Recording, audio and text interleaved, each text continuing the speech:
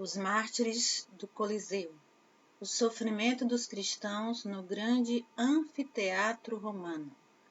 A.J. O'Reilly. Capítulo 7. General Romano. Parte 4. A grande capital do Império Romano encontrava-se em total comoção. Notícias do leste diziam que os persas e outras nações haviam atravessado a fronteira e estavam devastando tudo diante de si. Os veteranos poliam as espadas e exércitos de jovens afluíam de todas as províncias. Rumores recentes do avanço do inimigo deram um novo impulso à agitação, e uma expedição de magnitude e importância maiores que as usuais foi rapidamente preparada. A alma arrogante de Trajano, que ainda ocupava o trono dos Césares, não podia tolerar, nem por um momento, a menor violação do império ou o arrefecimento de sua glória pessoal. Ele não perdeu tempo, nem poupou despesas ao lançar-se rápida e pesadamente sobre o ousado inimigo. Mas a quem confiaria ele as legiões bélicas e o próprio destino do império? À sua volta sorvia jovens e homens inexperientes. Trajano pensou em Plácido, o grande general, ídolo do exército e terror dos inimigos, o comandante de sua cavalaria, que em tempos passados levara a maré da vitória aos mais distantes termos do império. Ouvira boatos de que ainda estava vivo, mas afastado da vida pública. Trajano agarrou-se a esses boatos com a avidez de um homem cuja esperança malograra e arriscou tudo numa última oportunidade. Ofereceu generosa recompensa a quem descobrisse o refúgio de Plácido e o trouxesse novamente ao comando das legiões de ferro de seu império. Ardendo de ansiedade e dúvidas, ele foi adiando de um dia para outro a partida da expedição, esperando receber notícias de seu general favorito. E o soberano não foi desapontado. Encontraram Plácido. 2 veteranos, Antíoco e Acácio, partiram para as províncias egípcias, à procura de Plácido. Suas incessantes perambulações e inquirições já pareciam infrutíferas quando, certa manhã, prestes a desistirem da busca, passaram por uma bela e bem cuidada fazenda e avistaram, a curta distância de si, um pobre lavrador. Aproximaram-se do homem e indagaram se não vivia por aquelas bandas um certo cidadão romano chamado Plácido. Os 2 soldados acreditaram ter visto algo naquele homem que lhes recordava o seu general. A nobreza de sua aparência e conduta falava de alguém que já conhecera dias melhores. Eles até pensaram ver em suas feições cansadas, bronzeadas pelo sol e enrugadas pelo desgosto, alguns traços do amável semblante de Plácido. Contudo, não podia ser. Seu general, um exilado, um lavrador naquele lugar miserável, que reverso da fortuna o teria reduzido a isto? Como poderia um homem tão importante haver sido lançado da honra e da glória à obscuridade e à pobreza? Mas o homem, com os andrajos de lavrador pobre, reconhecera naqueles soldados 2 dos mais bravos veteranos de suas legiões. A lembrança das guerras e batalhas e vitórias de outros tempos cruzou-lhe a mente. O papel que aqueles 2 tiveram na derrocada do inimigo, sua bravura ao seu lado nos campos de batalha, as cicatrizes recebidas nas lutas sangrentas, tudo assaltou no momento, despertando cada bravo sentimento de sua alma. Plácido estava prestes a correr para eles de braços abertos, mas a prudência reteve-o onde estava. E numa atitude de autocontrole, suprimiu seus sentimentos exaltados. Compondo-se dignamente com um suspiro que por si só revelava a luta dentro de si, o general perguntou: por que estás procurando por Plácido? Enquanto Antíoco relatava como os adversários haviam uma vez mais declarado guerra no leste e que o imperador desejava confiar a expedição unicamente àquele general e por isso enviara à sua procura a todas as partes os soldados que haviam servido sob suas ordens, Lácio não pôde mais conter os sentimentos.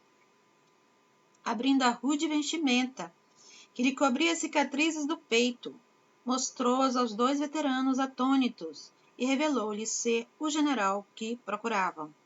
No momento seguinte, eles estavam abraçados a seu pescoço, derramando lágrimas de alegria. Uma vez, Roma fora salva pelo bravo Cincinato, levado de seu arado para defender a cidade ameaçada. Como esse grande chefe do passado, Lácito foi recebido com alegria pelo povo. A confiança do exército foi restaurada e um novo alento surgiu em todas as tropas. Combates e triunfos foram antecipados e declarados antes de serem lutados e alcançados. O imperador deleitou-se. Abraçou o antigo comandante da cavalaria, ouvindo com interesse a história de suas vicissitudes, suas perdas e luto. Prendendo-lhe à cintura o cinto de ouro do comando consular, suplicou-lhe que desembainhasse uma vez mais a espada em prol do império. O santo homem já havia reconhecido na humildade e prece de seu coração que a grande mudança vinda de modo estranho e repentino era uma disposição do amor e providência de Deus, e preparara-se, mesmo em sua idade avançada, para conviver novamente com o ruído das armas e a fadiga da guerra. Durante a sua provação e resignação nos campos solitários do Egito, o Espírito Santo já lhe revelara que logo chegaria o dia da restauração de tudo o que ele perdera neste mundo. Eis aqui o primeiro passo no cumprimento de seu sonho. Vejamos como Deus realizou o restante. Enquanto Plácido coloca em ordem o seu rude exército e exercita seus soldados na terrível ciência da guerra, retrocedamos alguns anos e demos uma olhada na pobre e infeliz Teopista, deixada no barco daquele capitão tirano que cruelmente a separara de seu marido e de seus filhos. Sem dúvida, na empatia de seu coração piedoso, o leitor compadeceu-se dela em sua aflição e esperou que alguma circunstância afortunada viesse salvá-la. Acaso o Todo-Poderoso já abandonou seus filhos quando a pureza é ameaçada? Não lhe comove o coração a inocência indefesa de uma mulher? Na história do passado, nenhuma virtude foi mais visivelmente protegida pelo céu que a castidade. Nenhum vício despertou maior vingança que a impureza. A sua oração por proteção de sua inocência não apenas varou as nuvens, como arrancou delas o raio que atingiu o opressor com julgamento. Não tema pela virtude e fidelidade de Teopista. Deus é o seu escudo. Quem pode prevalecer contra o Altíssimo?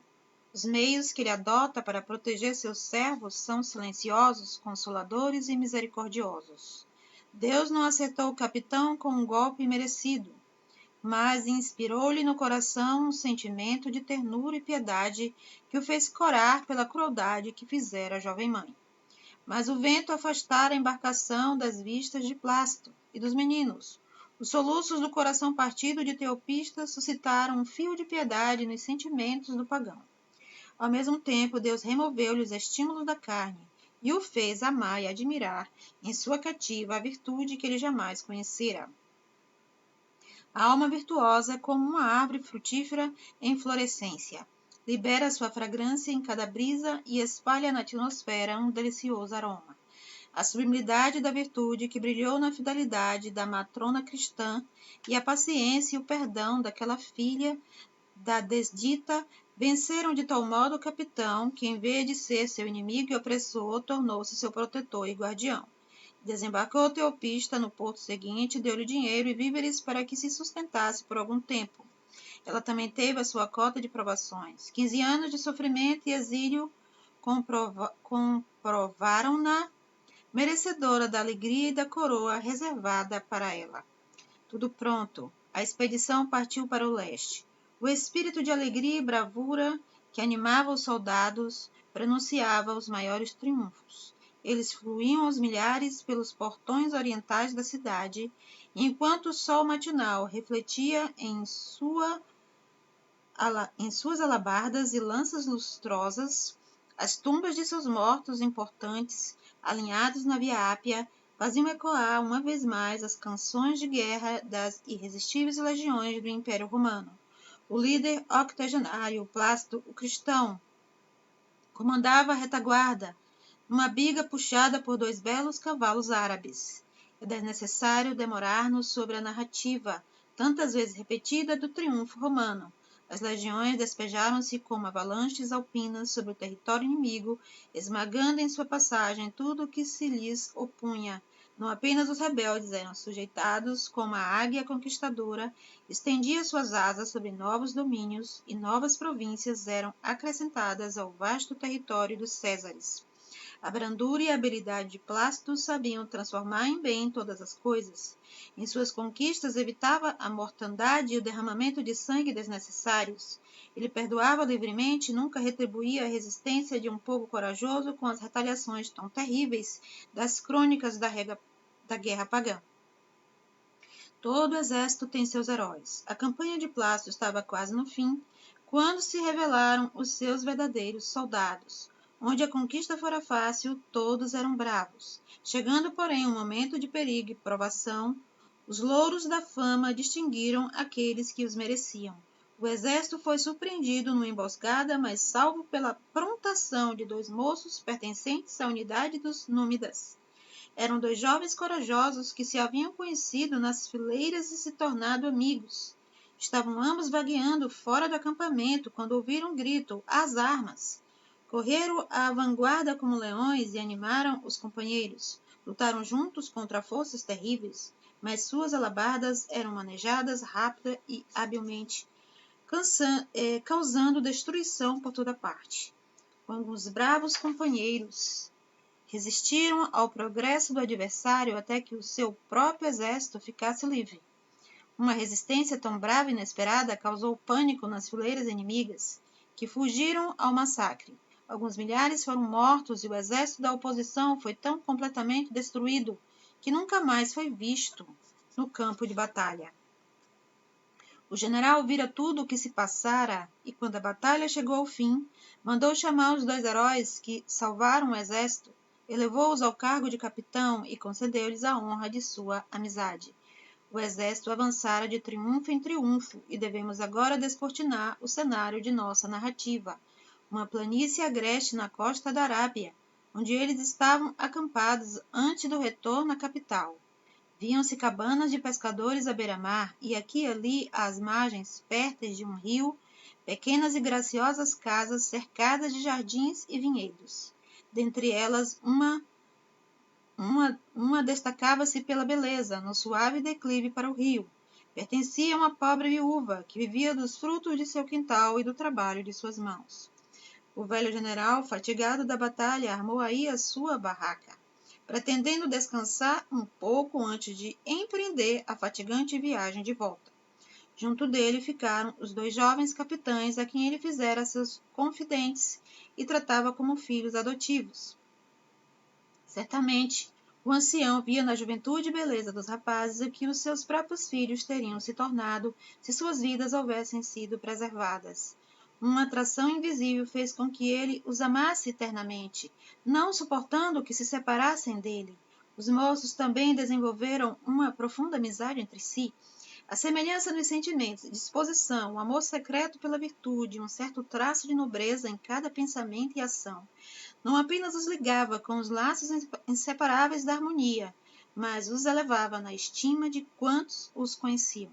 Um dia, como de costume, passeavam eles à margem do regato. À sua volta tudo era frescor e beleza. Os pássaros cantavam nas árvores e as flores que cresciam abundantemente na vizinhança espalhavam mil odores na brisa que ondulava a superfície da água. Os dois soldados sentaram-se à sombra de uma figueira e entabularam animada conversa. O mais velho era alto e bonito e aparentava ter 18 anos. Parecia ser uns 2 anos mais velho que sua colega. Era um jovem de ânimo calado e gentil e às vezes parecia absorto em pensamentos, como se uma nuvem pairasse sobre ele. O amigo já notara isto e, particularmente nesse dia, observou que durante a conversa ele parava e olhava distraidamente para o riacho que corria rápido e mais volumoso em consequência das chuvas que caíra sobre as montanhas vizinhas. Naquela familiaridade permitida pela amizade comprovada, o mais jovem indagou do companheiro a causa de sua preocupação. Faz algum tempo que nos conhecemos, começou o jovem capitão, e percebo que tens trancado no coração um segredo que me consolaria e interessaria ouvir. Conta-me a tua história para que eu participe da tua tristeza. Tu sabes que sou teu amigo. O outro fitou com bondade, ao mesmo tempo que parecia ler-lhe o semblante para ver se era de fato sincero. Depois, voltando os olhos o céu e suspirando, puxou a mão do companheiro para que se aproximasse mais e confessou exaltadamente: Sim, vou contar-te uma estranha história, mas tu não deves trair-me o segredo. Sou um cidadão romano e sou cristão. O jovem sobressaltou-se como que abalado por um trovão, mas o outro, impedindo-o de dizer uma palavra e chamando-o pelo nome, continuou num tom majestoso, cheio de bondade. Embora eu tenha me alistado no exército romano, na mesma província que tu, não nasci lá. Meu pai era um general romano e homem de grande apreço. Lembro-me de um dia, quando eu tinha 5 anos, ele saiu para caçar e só voltou na manhã seguinte. Chegou em casa agitado e disse coisas que fizeram minha mãe chorar. Na noite seguinte, quando estava tudo escuro e silencioso, meu pai levou-me a mim e a meu irmãozinho, que tinha apenas 3 anos, a uma caverna sombria. Depois de passarmos por corredores escuros e sinuosos, entramos num compartimento iluminado. Lá estava um homem idoso sentado numa cadeira de pedra, usando no pescoço uma bonita estola. As paredes do pequeno quarto estavam cobertas de figuras de homens, peixes e cordeiros. O venerável ancião conversou com meu pai e minha mãe por um longo tempo. Não recordo todas as suas palavras, mas ele falou do Deus verdadeiro, desconhecido dos pagãos, de todas as coisas boas que Deus fizera pelo homem, como o amara e morrera por ele, e lhe prometera a felicidade eterna. Meus pais ficaram visivelmente afetados, e meu pai chorou novamente, como se tivesse feito algo errado. Então o velho batizou-nos nas águas e deu-nos nomes diferentes. Recebi o nome de Ágapo. Quando, após várias orações, deixamos aquele lugar, meus pais pareciam regozijar-se. Sem poder parar com a sua história, o jovem continuou. Logo depois, meu pai perdeu tudo que possuía. Seu gado e seus cavalos morreram de uma terrível moléstia. Até os escravos e servos morreram. Deixamos então a nossa casa e fomos para uma vinha fora da cidade. Em sua ausência, meu pai foi roubado de tudo que possuía e reduzido à pobreza. Então, uma noite, ele levou minha mãe, meu irmão e eu ao litoral e embarcamos num navio, passando 15 dias no mar agitado. Quando aportamos, meu pai, meu irmão e eu fomos enviados à terra, mas minha mãe ficou no navio, que partiu imediatamente. Oh, nunca esquecerei a aflição de meu pobre pai naquela ocasião. O jovem enterrou o rosto nas mãos e chorou por algum tempo. Enquanto isso, uma lágrima passou despercebida pela face de seu companheiro. Levantando novamente a cabeça, ele continuou a história em meio a lágrimas e profundos suspiros. Meu pai pegou meu irmão no colo, enquanto puxava-me pela mão. E entramos naquela região. Chegamos a um rio de correnteza veloz, e como meu pai não podia levar-nos a ambos de uma vez, mandou-me ficar à margem, enquanto levaria primeiro meu irmãozinho e prometeu voltar para buscar-me. Entretanto, atravessava ele o rio, quando, oh, nunca esquecerei, um leão saiu do mato e agarrou-me. Um estremecimento passou pelo jovem ouvinte. Sem controlar a agitação, ele gritou: Que estranho! Mas conta-me, como foste salvo? O moço parecia em grande comoção. Algumas palavras vieram-lhe aos lábios, mas ele as reprimiu, e ouviu com uma ansiedade inerte o restante da narrativa. Bem, prosseguiu o jovem capitão, gritei por socorro, mas era tarde demais. carnes. O leão apanhou-me com a boca. Ainda tenho no corpo as marcas de seus dentes. E carregou-me para a floresta. Afortunadamente, passavam por ali alguns pastores. Ao ver-me presa do leão, soltaram os cães atrás dele. Um dos cães agarrou-me e pôs-se a puxar-me. Então o leão me largou e agarrou o cão, indo embora com ele. Os pastores levaram-me à sua casa, onde uma boa mulher deitou-me na cama e cuidou de mim. Recuperei-me e cresci naquela casa, mas nunca mais vi meu pai e meu irmão. Apertando o braço do amigo com os olhos rasos d'água, ele completou: Não admira, meu amigo, que eu esteja triste. Este riacho, estas árvores, esta planície agreste, onde estamos acampados, recorda-me aquelas terríveis cenas de minha infância. Acaso posso esquecer o dia em que perdi pai, mãe, irmão, tudo? Ele não pôde dizer mais nada. Escondeu novamente o rosto nas mãos e chorou amargamente. Não obstante, observara, enquanto contava sua história, que seu amigo ficava cada vez mais emocionado e de tempos em tempos deixava escapar frases desconexas, expressões de surpresa, como estranho. Deve ser. Ó céus! Após um instante de silêncio, uma jovem gritou com força e exaltação: Ágapo, acho que sou teu irmão. Como? Espantou-se o outro. Fala! Diz o que estás pensando ou tu estás menosprezando o meu sofrimento. Também perdi meus pais na infância, replicou rapidamente o jovem. As pessoas que me criaram contavam que haviam me salvado de um lobo perto do rio Cobar e que eu era de uma nobre família romana por causa desse ornamento de ouro que trago ao pescoço. Enquanto ele levava a mão ao peito para pegar o adorno, o outro pôs-se de pé num salto e gritou: Mostra-o! Ele tem gravado o nome Teopisto e o mês de março? Sim, aqui está. Ágapo, reconhecendo a medalha que sua mãe lhes pendurara ao pescoço na manhã seguinte ao batismo, tomou nos braços o jovem, exclamando: Meu irmão, meu irmão! As explicações não apenas colocaram o fato além das dúvidas, como puseram juntos os dois irmãos durante horas, abraçando-se volta e meia com lágrimas de afeição. Contaram um ao outro todas as minúcias de suas vidas. Teopisto fora salvo do lobo por um lavrador, que o criara como um de seus filhos. Eles cresceram separados por poucos quilômetros e não o sabiam. Mas Deus, cujos caminhos são inescrutáveis, reuniu-os no exército romano, a fim de restituí-los aos pais como recompensa por sua virtude. A alegria dos jovens estava para ser acrescentada por outra descoberta ainda mais consoladora e extraordinária. O leitor já sabe, o general era seu pai. Quando a comoção do primeiro momento amainara, concordaram em procurar o general e informá-lo da incrível descoberta. Encontraram o ancião em sua tenda, sentado à mesa tosca, a face oculta nas mãos, absorto em meditações. O mais velho correu para ele e anunciou que tinha notícias surpreendentes e alegres para dar-lhe. O general levantou a cabeça, seus olhos estavam úmidos e uma nuvem de melancolia sombreava-lhe a fronte. Olhando com um sorriso paterno, os jovens animados, convidou: Então falai, meus filhos, pois a vossa alegria será minha. A felicidade dos outros faz-nos esquecer nossas tristezas. Vossas palavras virão como um raio de sol para o meu coração melancólico. Este dia me trouxe tristes reminiscências. É o aniversário de uma série de infortúnios que me privaram de minha esposa e meus filhos. Plácido fez uma pausa e, erguendo ao céu os olhos turvos de lágrimas, exclamou: Mas é a vontade dele que reina sobre tudo. Ele deu e ele tomou, bendito seja seu santo nome. Os jovens estavam estupefatos. Era a primeira vez que o velho general orava ao Deus verdadeiro diante deles. 1000 pensamentos cruzaram-lhes a mente. Não sabiam se primeiro deviam declarar que também eram cristãos ou relatar a descoberta que fizeram. Amavam o velho como a um pai, e seu amolecido coração derreteu-se uma vez mais ao ver sofrer o veterano. Algumas explanações ligeiras bastaram para revelar a verdade. Estavam falando com seu pai.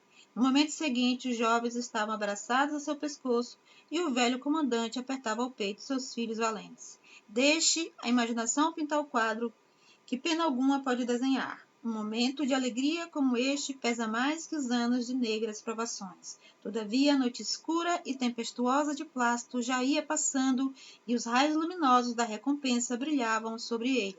Uma luminosidade que, pelo resto de sua vida, seria nublada, exceto por um momento, o momento que o introduziria na claridade da beatitude eterna e imutável, o momento em que sofreria a morte do martírio pela fé em Cristo.